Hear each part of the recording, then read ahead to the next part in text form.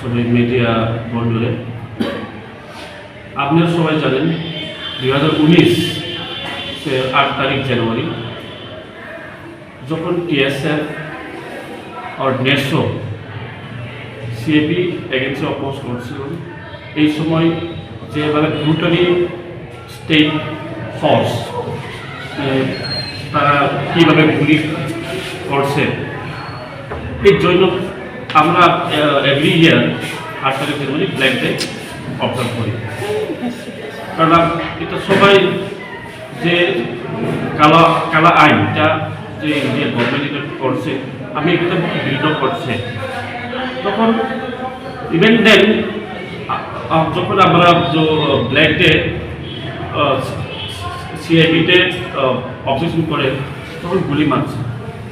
তো এটা একটা ডেমোক্রেটিক কান্ট্রি, কিন্তু যে তারা যে কীভাবে করছে গুলি করছে, এটা তো ডেমোক্রেটিক না, ইটস এ মিলিটারাইজেশন। তো এই লাগে আমি সবাই এই লাগে এভরি ইয়ার আমি ব্ল্যাক ডে পালন করি।